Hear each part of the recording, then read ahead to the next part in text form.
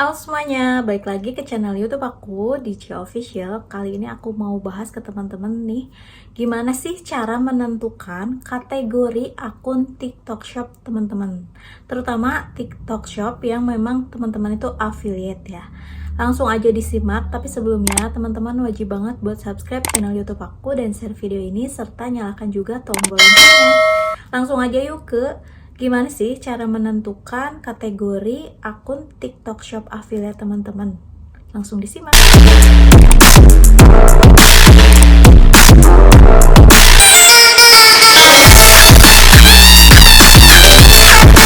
Jadi di sini aku mau nge-share ke teman-teman nih. Kalau misalnya pengen join menjadi seorang affiliate tuh bingung sebenarnya aku tuh mau affiliate-nya kategori apa ya gitu. Atau enggak teman-teman tuh semua kategori dihajar terus gitu. Nah, kategori ini tujuannya adalah untuk menentukan sejauh mana kualitas akun kita terhadap pemasaran produk affiliate tersebut. Jadi kalau misalnya kita tidak menentukan, asal daftar aja nih ke TikTok Shop affiliate-nya. Nah, kita tuh nggak bisa memiliki ciri khas sendiri, dan tentunya nanti peningkatan dari sebuah kualitas akun kita tuh bakalan stuck di situ-situ aja. Jadi untuk teman-teman yang memang belum atau masih bingung gitu ya, menentukan kategori apa sih yang cocok buat akun kita. Nah, di sini bakalan aku bahas ada 13 kategori yang bisa teman-teman masuki atau bisa teman-teman coba untuk memasarkan produknya ya. Langkah yang pertama adalah teman-teman wajib banget udah terdaftar di TikTok Shop Affiliate. Yang kedua adalah teman-teman harus menentukan nih kategori mana. Misalnya dari yang udah nanti aku sebutin, aku udah ada planning atau rencana buat bergabung di beauty dan personal care gitu ya, atau aku mau di fashion aja deh karena aku suka dengan transisi, kemudian dengan OOTD dan seterusnya. Nah, teman-teman bisa tentukan sesuai dengan passion teman-teman sendiri. Jangan sampai semua barang-barang yang ada di TikTok Shop teman-teman terima dan kita nggak tahu gitu ya, sebenarnya arah akun kita tuh kemana kategorinya gitu.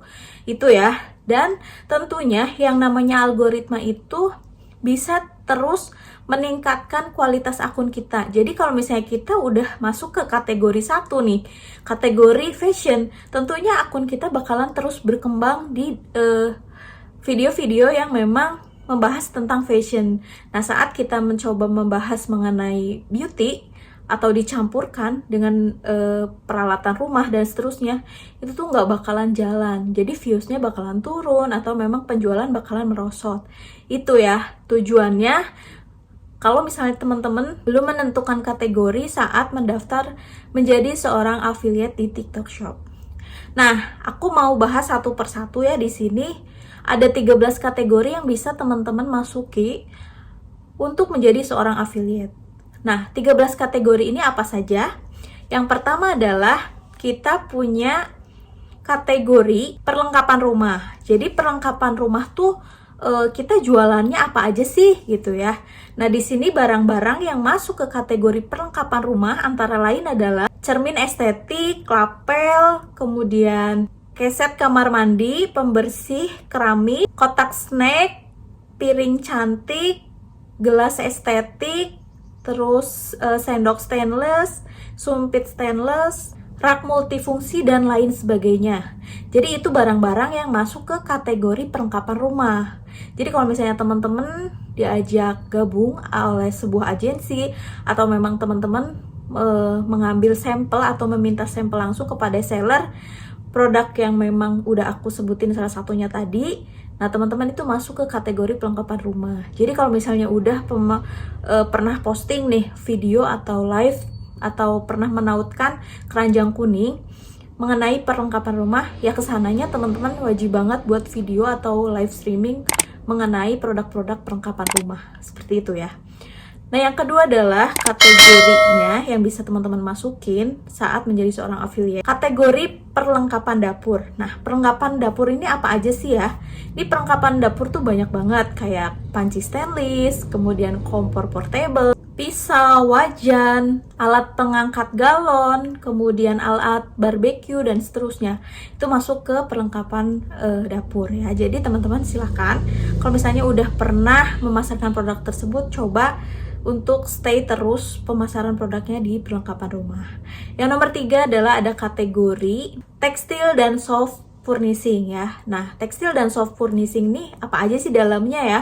Jadi produk-produk yang masuk ke dalam kategori tekstil dan soft furnishing antara lain adalah bantal bulu, karpet bulu, spray, hordeng, keset, taplak meja, mesin jahit, dan seterusnya. Jadi itu masuk ke kategori tekstil dan soft furnishing ya. Yang nomor 4 adalah kategori perlengkapan rumah tangga. Yang contohnya produk-produknya adalah antena TV, receiver TV, termos listrik, smart TV, sandwich maker, kemudian kipas angin portable, alat pembersih debu, dan seterusnya. Jadi itu masuk ke dalam kategori peralatan rumah tangga. Jadi teman-teman yang pernah dapetin sampel atau ingin terjun ke peralatan rumah tangga juga boleh-boleh aja. Jadi teman-teman cukup konsisten ke produk-produk yang udah aku sebutin tadi. Seperti itu. Yang nomor 5 adalah kategori pakaian dan pakaian dalam wanita. Nah, di sini apa aja sih yang masuk ke dalam kategori pakaian dan pakaian dalam wanita? Yaitu seperti underwear, inner gamis, kemudian daster, CD, bra, kulot, rok, sweater, jeans, kemudian baju renang, dan seterusnya. Itu yang masuk ke dalam kategori pakaian dan pakaian dalam wanita. Yang selanjutnya kategori di nomor 6 ada kategori fashion muslim. Nah, yang termasuk dalam kategori fashion muslim antara lain adalah gamis, baju koko, kerudung, hijab, kardigan, sajadah, mukena, dan seterusnya ya. Itu yang memang teman-teman bisa terima sampelnya atau bisa mencoba untuk membuat review-review keranjang kuningnya mengenai produk-produk fashion muslim.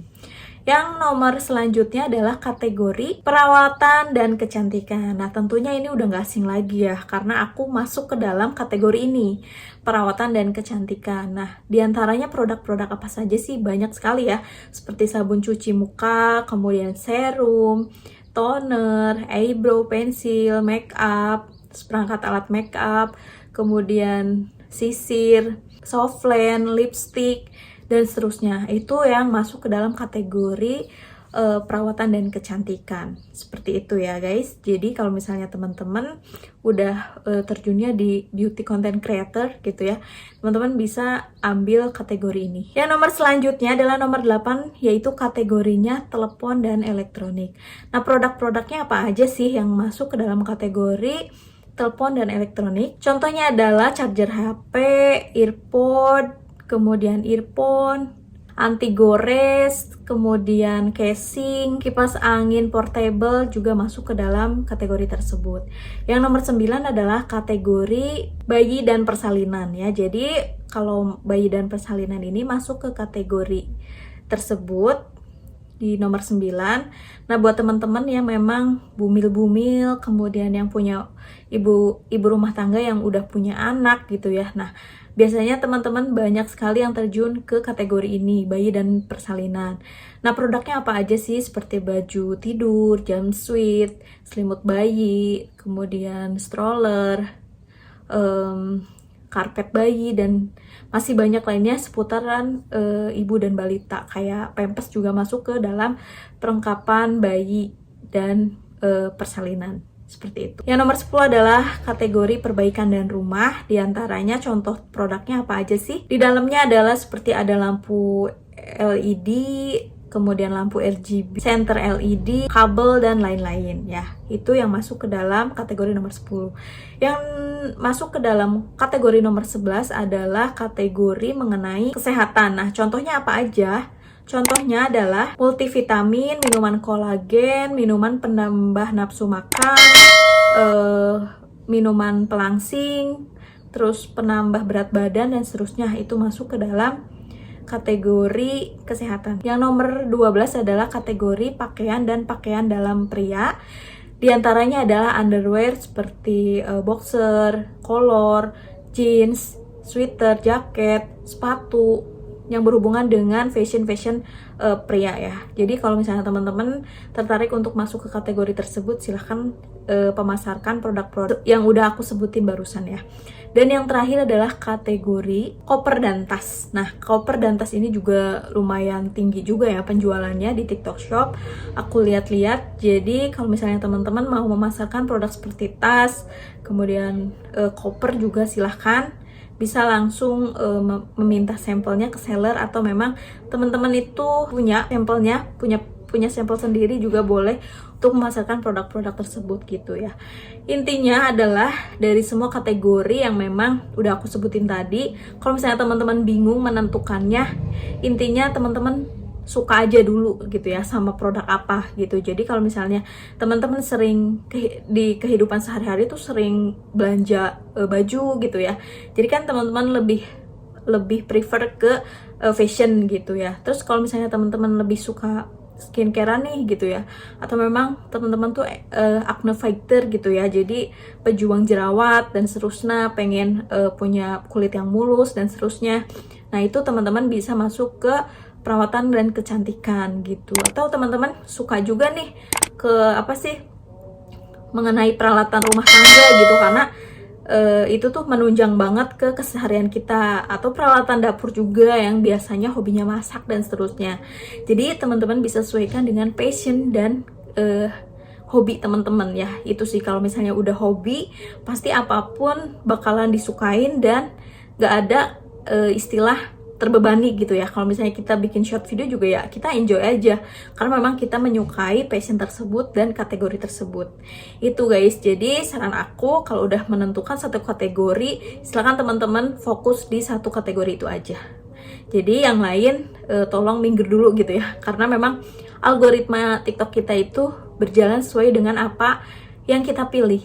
Jadi semua itu nggak ada yang bisa all in one gitu. Jadi tetap satu aja. Kalau misalnya kita punya passion satu atau hobi satu, ya udah itu yang bakalan dimunculin di TikTok dan itu cepet naiknya gitu. Karena algoritma akan seperti itu. Gitu guys yang bisa aku share. Semoga bermanfaat. Jangan lupa like, comment, serta subscribe-nya. Thank you for watching. Sampai jumpa di next video. See you.